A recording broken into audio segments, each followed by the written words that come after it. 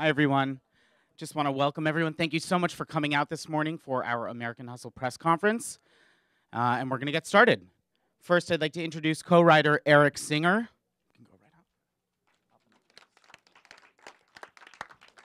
Producer Richard Suckle. Producer Charles Roven. Amy Adams. Bradley Cooper. Director, co-writer David O. Russell. Christian Bale. Jennifer Lawrence. Jeremy Renner. Producer Megan Ellison. And producer John Gordon.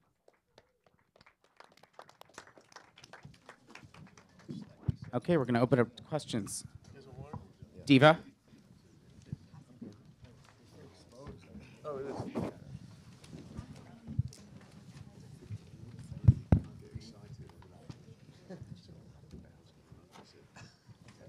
Good morning, everyone. Oh. Hi, good morning.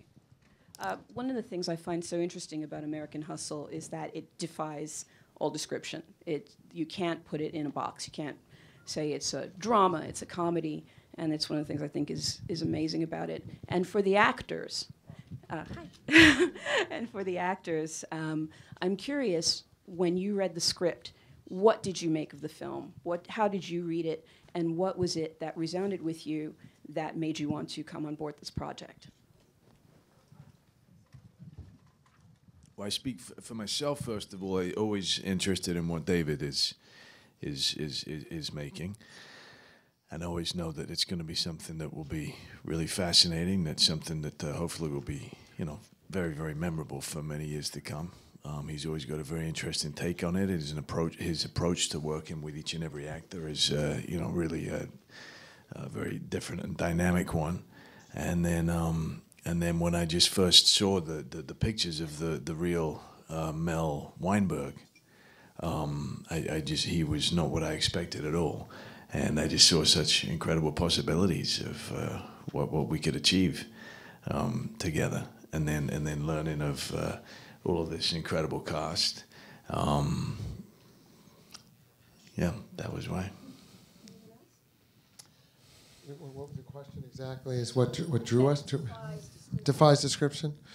Well, the only way I know how to answer that is when I go after a picture, I'm moved by the characters first and foremost and their world, and then the story or the theme after that. So I would say with The Fighter, people would say, oh, it's a boxing movie, it's a fighting movie. I never thought, oh, it's a boxing movie. And did you watch other boxing movies? Well, other than, having Raging Bull ingrained in my head, as just a lover of cinema, no, I didn't think of it as a boxing movie. I thought of it as a character movie, about these people, and Mark Wahlberg's person and the Melissa Leo character and the sisters. Same thing with Silver Linings Playbook. Oh, it's a mental illness movie, or it's a romantic comedy. That was a term that I was like, my head would snap every time I heard it. But okay, no, to me it was a story about these people, and Robert De Niro, and Jackie Weaver, it was about those, and Chris Tucker, it was about that. And this is about these people, and that's what most riveted me. The Predicament is a great blowtorch for the characters and their world. I've come to see that I adore characters who are reinventing themselves, who are salt of the earth, who have dreamed, they're dreamers, they're in a predicament, they have love, and they're in romance, and they have things that they love in their world. That is what makes me want to do it. That's what I've come to see is what makes me want to make a picture. You have honest heartbreak and honest dreaming and enchantment. Thank you. Hi, good morning. Bruce Kirkland from the Toronto Sun Media in Canada. And I'm intrigued by exaggerated realism of your films, Mr. Russell, and that operatic quality. And here are 5 lead actors, and 4 of them have done this before, and they've reinvented their performances radically from the previous films they've been in. And this is just a fascinating aspect of it. And I'd love to hear why you chose these particular ones that we have on our stage today, and what they felt about doing a film that has this, again, this pushed reality that takes it to another plane. So who wants to start? But I'd love to hear from all of the 5 actors, too. Well, the only thing... No, I'm talking too much. Somebody No, else. no, no. But no, the only thing I would say is I'm no fan of opera whatsoever, but you will get occasional moments when you're having some sort of tragedy in your life when you look at opera and you go, oh my God, as long as it's not in English, because then it disappoints you ridiculously. But when you can imagine possibly what they're saying, that you suddenly go, oh my God, absolutely, I'm in that same state of mind where deep emotions can be whirled very quickly, you know? Whereas usually that would seem like melodrama, but you get certain times in your life when you say, no, I understand it now. And then you'll lose that again. But then you get certain points when you say, hey, I absolutely get what that opera is about and that operatic nature, which usually I would have just laughed at. But just welling these deep emotions at certain times in your life seems to make absolute sense completely. Is that a reasonable answer? I don't know what the question was. I'm so sorry. I'm so sorry. I keep doing this thing where I look at people and I really think I'm listening. And it's not until you put your microphone down that I'm like... Let me give it another world. Mr. Russell's films exaggerate reality. Yes. You've done this twice now. Yes. What does that mean to you to be able to work with somebody who allows that kind of pushing the envelope?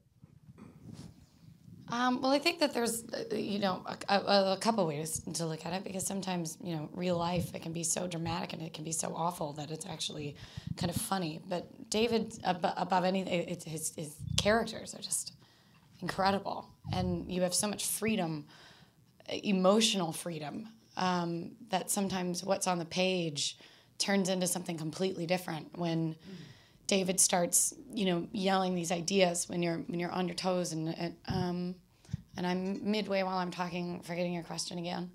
Like what Christian was talking about.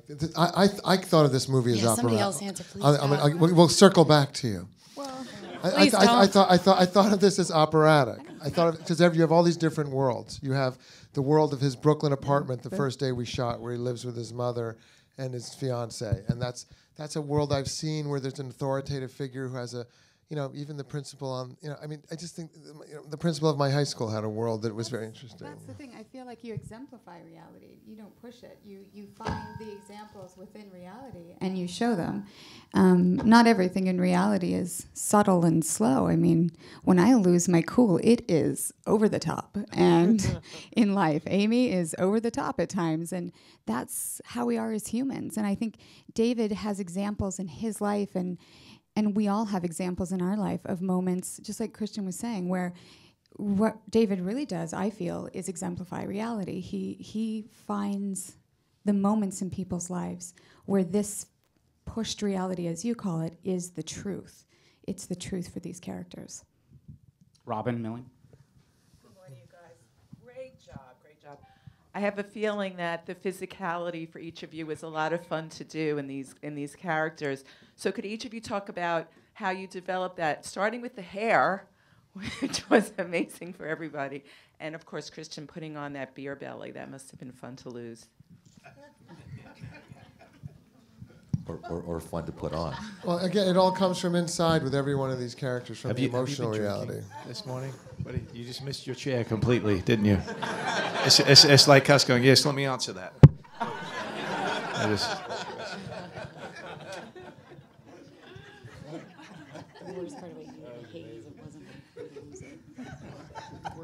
I can start.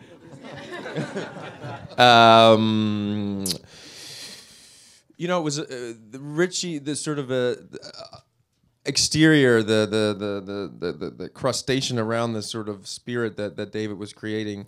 It all was informed by this idea of he's a child, really. He's a young boy. Richie, not David O. Russell. Was that the grammatical way? I was sorry, and they knew what I was talking about.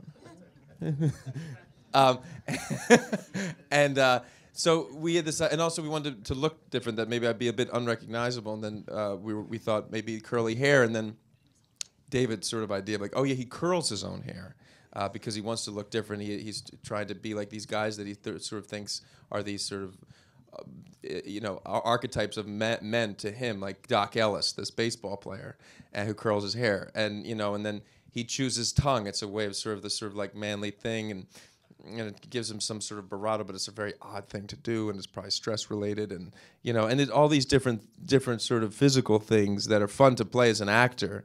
And he constantly is making noise. I don't think he's ever, even when he's sitting there idle, he's groaning in some way. And he just wants to be. He wants to be present. He wants to be recognized, part of in the world.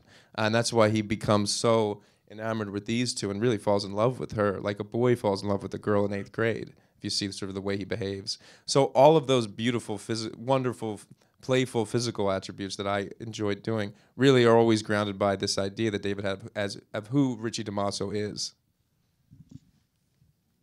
No? Okay. We're going to move on. Or maybe I don't know what I'm talking about. Good answer. Good answer. Well, I don't know. Just killed the interview. Let's move on to next. Yeah. Right here. Good morning, everyone. First of all, fantastic film. I loved it. I mean, the story, it keeps everything and everyone interesting. My question is to the cast, what did you enjoy most about your characters? They're very colorful and shiny, and it's just different in every single way, and just want to know what made it fun to play these different roles.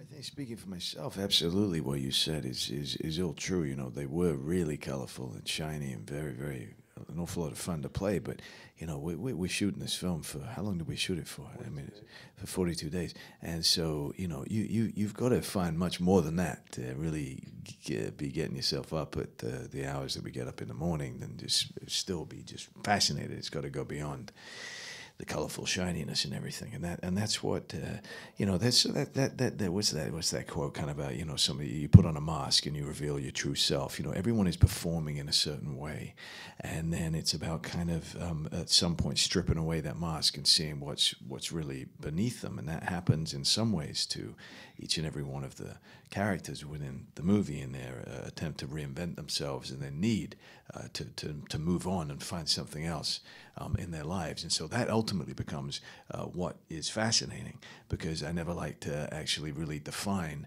what exactly it is that I love about the character or that I really love about the film, but I do that intentionally, because then you get a sense of that you're still discovering the character, you're still discovering the piece as you keep going, And I feel like I can't speak for David, but I feel that energy from him as well, because we change so much, and it's really enjoyable to do that, to change so much on the actual day, and to adapt and to know your characters so well that you can have no worries about doing that, and that's what really keeps you entertained. So all of the colorfulness and the shininess is absolutely wonderful, but it is ultimately a kind of an armor that people have against who their true selves are. And David's very much interested always in what the person's true self is, and what their heart is, and what their soul is, and about emotion and about feeling.